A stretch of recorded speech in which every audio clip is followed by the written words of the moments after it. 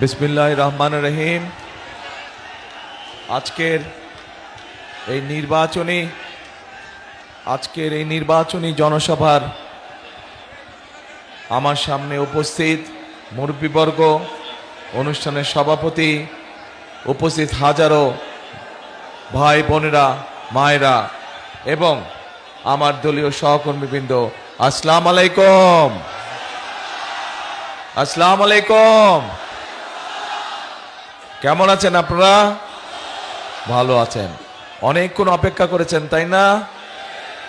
হ্যাঁ, আমার আসার কথা ছিল খুব সম্ভব 5টার সময়, এখন বাজে রাত্রি 12:30। এই যে কেন দেরি হলো নিশ্চয়ই আপনারা ফেসবুকে দেখেছেন না? আজকে থেকে বাংলাদেশে এই যে আগামী 12 তারিখে এটাকে সরায় দেন তাহলে পিছনে করে দেন।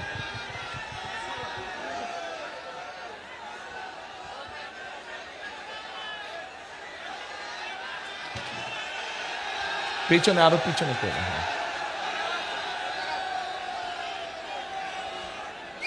হ্যাঁ, আর এই জায়গাটা ক্লিয়ার করে দেন। এই জায়গাটা পিছনে।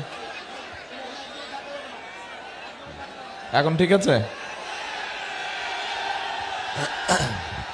তো এই যে আগামী মাসের 12 তারিখ, এই আগামী মাসের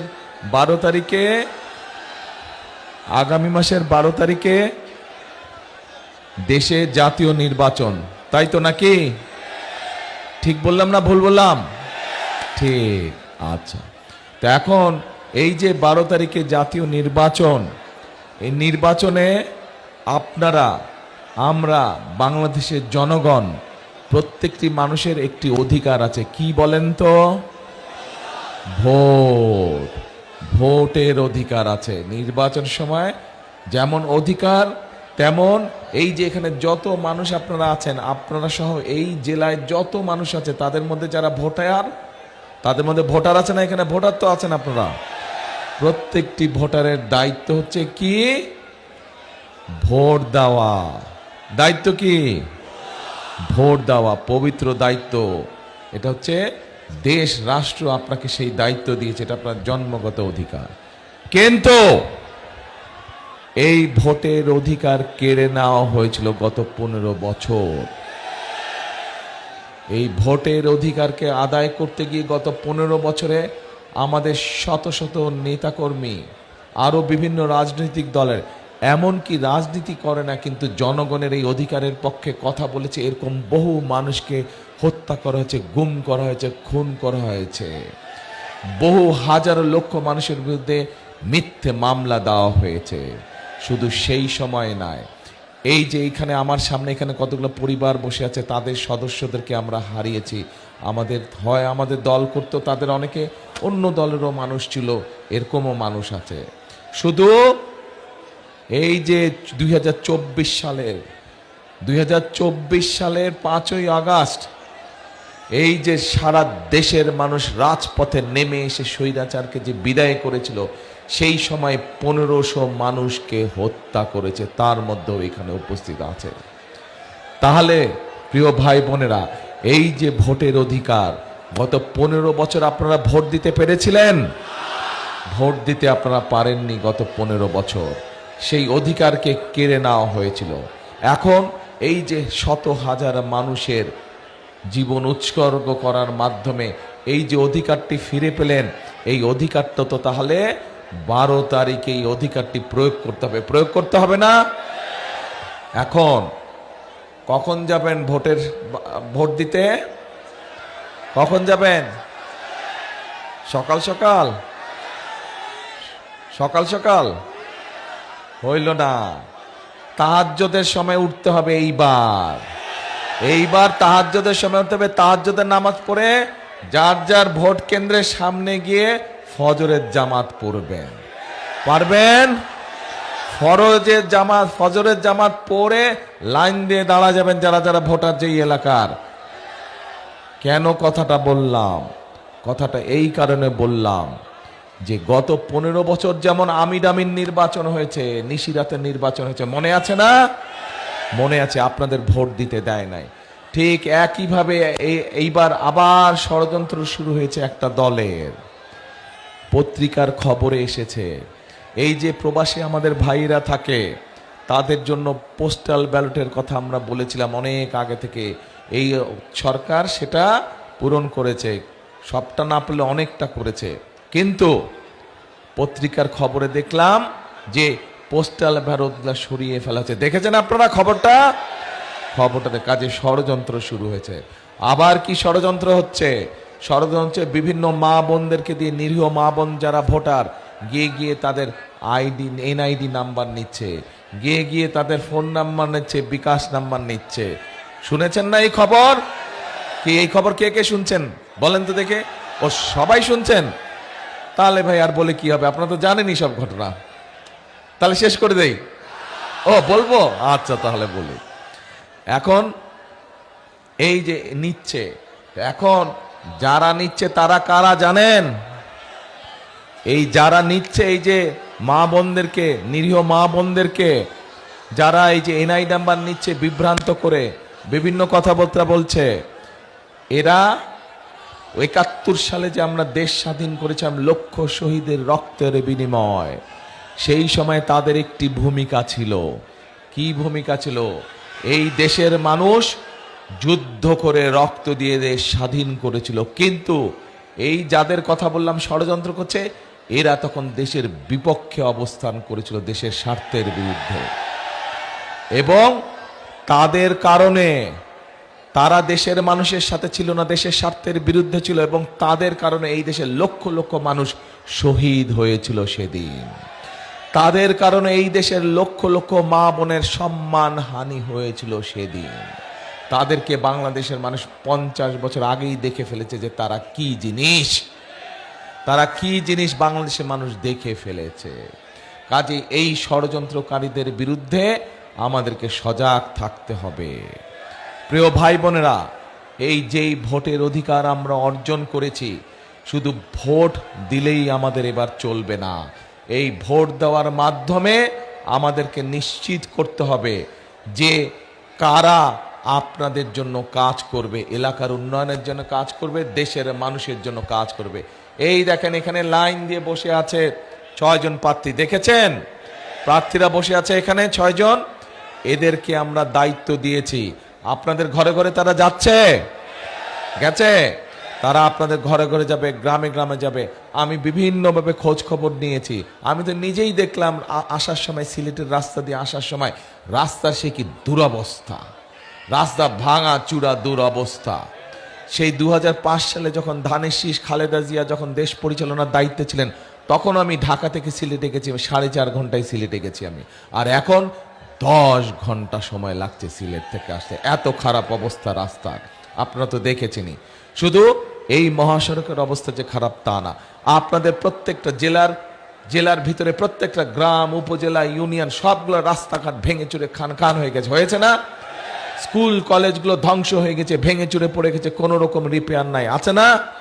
হাসপাতালগুলোতে ওষুধের অভাব, ডাক্তারের সমস্যা, চিকিৎসা হয় না ঠিকভাবে, আছে না সমস্যা? বিদ্যুৎ থাকে না, বিদ্যুৎ প্রায় চলে যায়, হচ্ছে না এই সমস্যা? ইন্টারনেটের সমস্যা আছে, হচ্ছে না এই সমস্যা? এর বাইরে আরো সমস্যা আছে। বেকার বহু আমাদের শিক্ষিত তরুণ যুবক আছে, তরুণ সমাজের সদস্য আছে, যারা শিক্ষিত, অল্প শিক্ষিত, অর্ধশিক্ষিত, যেটাই হোক, বেকার আছে, লক্ষ লক্ষ বেকার আছে না?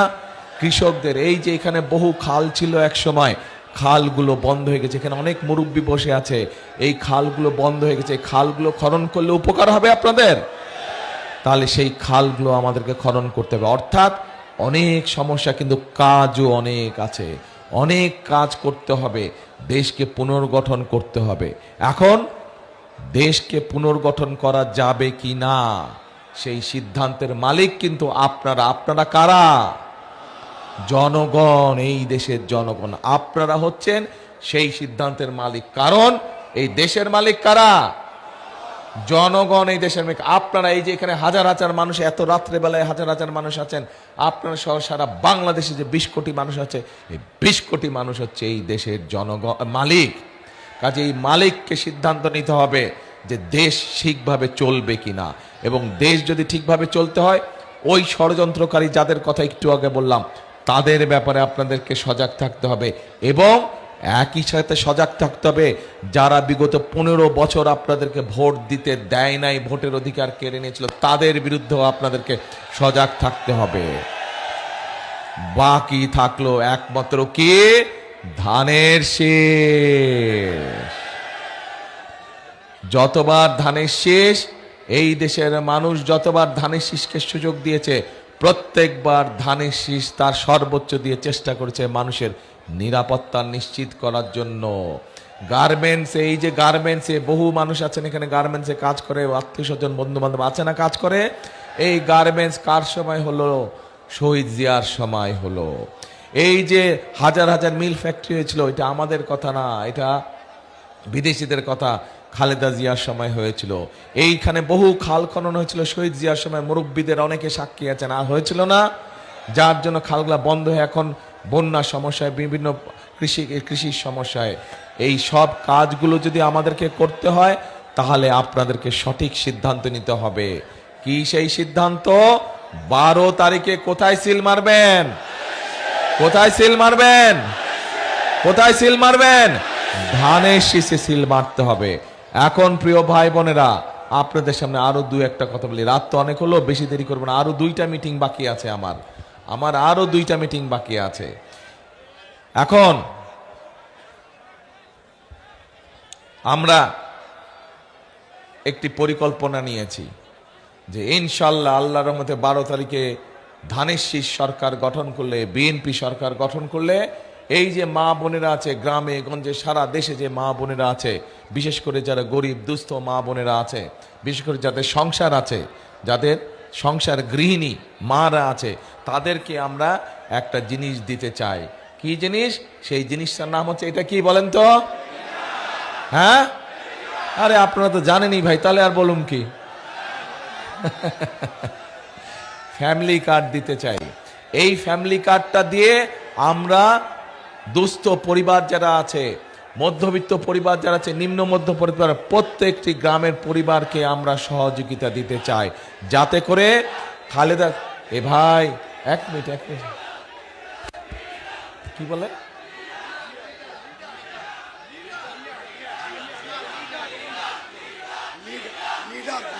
ও আচ্ছা আচ্ছা আচ্ছা আচ্ছা, ঠিক ভাই, কথা শেষ করি।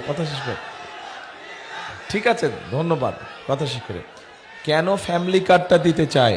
কারণ দেখেন, দেশনেত্রী খালেদা জিয়া যখন বেঁচে ছিলেন, উনি যখন এর আগে দেশ পরিচালনা করেছিলেন, তখন কিন্তু এই মা বোনদের জন্য বিনামূল্যে শিক্ষার ব্যবস্থা করে দিয়েছিলেন, মনে আছে? এখনো কিন্তু তার সুযোগ পাচ্ছে এই দেশের মেয়েরা যে শিক্ষিত হচ্ছে। কিন্তু সেই শিক্ষিত আমাদের যেই মেয়েরা ছিল, তারা এখন মা হয়ে গেছে অনেক জায়গায়, তাদের নিজেদের সংসার হয়েছে। আমরা চাই সেই মহিলাদেরকে আমরা স্বাবলম্বী, অর্থনৈতিকভাবে স্বাবলম্বী করে গড়ে তোলার জন্য। তারা যাতে শিক্ষিত যেমন হয়েছে, তাদেরকে এখন অর্থনৈতিকভাবে স্বাবলম্বী করতে চাই এই ফ্যামিলি কার্ডের মাধ্যমে। পরিকল্পনা ঠিক আছে না ভুল আছে? ঠিক আছে, আচ্ছা। তাই যদি হয়, এবার আসেন, এই যে সারা দেশে এখানে কৃষিকাজ করেন, কে কে হাত তুলেন তো ভাই? কারা কারা? সবাই তো কৃষিকাজ করে, এত কৃষক, তাহলে তো খুব ভালো। তার মানে দেখেন, এই যে আপনারা এত মানুষ হাত তুললেন, কৃষিকাজ করেন, তার মানে এই দেশের সবচেয়ে বড় সেক্টর হচ্ছে কৃষি সেক্টর। এই সেক্টরে সবচেয়ে বেশি মানুষ কাজ করে। আমরা এই কৃষক ভাইদের পাশে দাঁড়াতে চাই।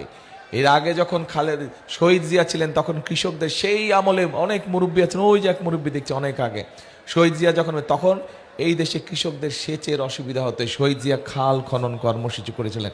এই জেলাতেও তো অনেক খাল আছে, বিভিন্ন খাল কি কি, হ্যাঁ অনেক খাল আছে এখানে কিশোরগঞ্জ, রাইট। তো এখন এই খালগুলো খনন করার ফলে তখন কৃষকদের পানির সুবিধা হয়েছিল। এরপরে যখন খালেদা জিয়া দায়িত্ব পেলেন দেশের, তখন আমরা কি দেখলাম? 5,000 টাকা পর্যন্ত কৃষি লোনকে মওকুফ করা হচ্ছিল। 10,000 টাকা পর্যন্ত যে ঋণ ছিল, সেটির সুদ মওকুফ করে দেওয়া ছিল। 25 বিঘা পর্যন্ত কৃষি জমির খাজনা মওকুফ করে দেওয়া ছিল। এইবার আবারও আমরা ধানের শীষ সরকার গঠন করলে, আগামী 12 তারিখে আপনারা ধানের শীষকে নির্বাচিত করলে, আমরা আমাদের কৃষক ভাইদেরকে এটা দিতে চাই। এটা কি বলেন তো? কৃষক কার্ড, সবই জানেন আপনারা। এই কৃষক কার্ডের মাধ্যমে আমরা কৃষক ভাইদের কাছে সার, কীটনাশক এগুলো সব কিছু আমরা পৌঁছতে যাই সহজভাবে, যাতে করে তারা কৃষি ঋণ পেতে পারেন সহজভাবে, এবং একই সাথে তাদের শস্যের যদি ক্ষতি হয় বীমা সুবিধাও যাতে পায়, এই সব ব্যবস্থা আমরা করতে চাই। পরিকল্পনা ঠিক আছে? এই কাজটা দরকার করা। আচ্ছা ঠিক আছে, আসেন এবার এই সারা দেশ সহ, এই কিশোরগঞ্জ জেলা সহ, আপনাদের এই এলাকা সহ, সদর সহ, ভৈরব সহ বহু আমাদের তরুণ যুবক আছে, তরুণ সদস্য আছে, যুব সমাজের সদস্য আছে, যারা কোনো কাজ নাই, যারা বেকার আছে না এরকম, এই বেকার ভাইদেরকে আমরা ট্রেনিং দিতে চাই, যেই ট্রেনিং এর মাধ্যমে তারা হয় নিজের ব্যবসা তৈরি শুরু করতে পারবে, অথবা ট্রেনিং দক্ষ হয়ে তারা বিদেশে একটা ভালো চাকরির ব্যবস্থা করতে পারবে। আমরা সেই ব্যবস্থা গ্রহণ করতে চাই। প্রতি জেলায় আমরা ভোকেশনাল ইনস্টিটিউট সহ ট্রেনিং ইনস্টিটিউট আমরা তৈরি করতে চাই। ঠিক আছে পরিকল্পনা?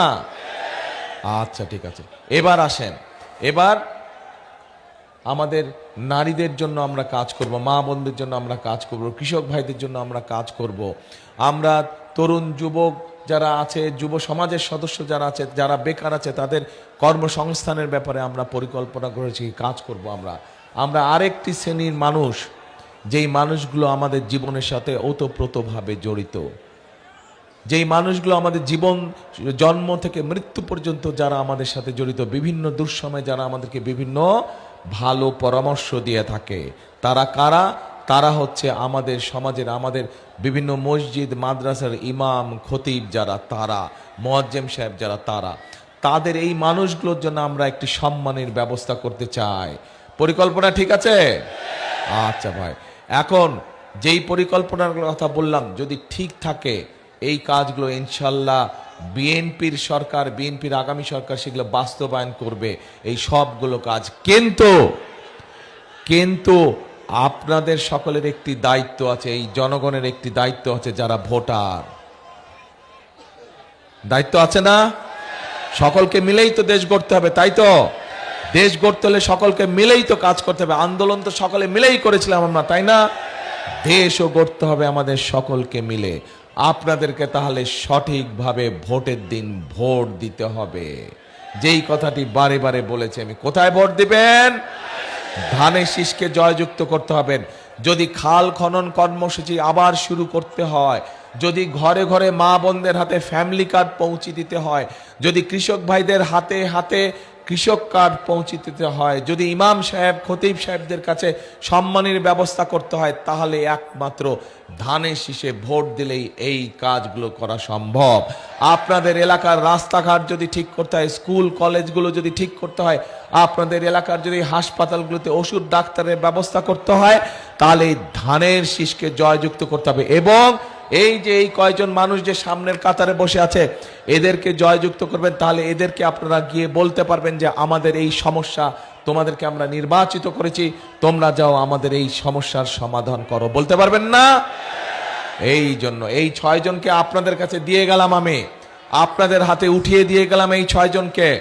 আপনারা দয়া করে একটু দাঁড়াবেন। এই 6 জন, এই কয়জনকে আপনাদের হাতে তুলে দিয়ে গেলাম। 1 মিনিট ভাই, এদেরকে জয়যুক্ত করে আপনারা আপনাদের হিসাব বুঝে নেবেন, আপনার এলাকার উন্নয়নমূলক কর্মকাণ্ড বুঝে নেবেন, আপনার সমস্যার সমাধান বুঝে নেবেন, পারবেন? কিন্তু সবচাইতে আগে যেটা করতে হবে, ভোট দিতে হবে। কোথায় ভোট দিবেন? ধানের শীষে। এবং এইবার কখন যাবেন ভোট দিতে? তাহাজ্জুদ পড়ে ফজরের নামাজ কোথায় পড়বেন? ভোট কেন্দ্রে পড়তে হবে, ভোট কেন্দ্রে। কারণ ষড়যন্ত্রকারীরা যাতে কোনো ষড়যন্ত্র করতে না পারে, চোখ কান খোলা রাখতে হবে, সতর্ক রাখতে হবে। শেষ কথা হচ্ছে,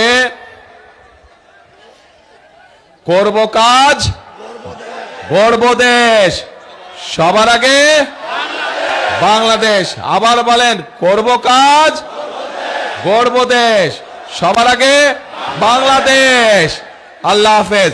বাংলাদেশ জিন্দাবাদ, বাংলাদেশ জাতীয়তাবাদী দল জিন্দাবাদ। ইনশাল্লাহ 12 তারিখের পর আবার দেখা হবে আপনাদের সাথে। আল্লাহ হাফেজ।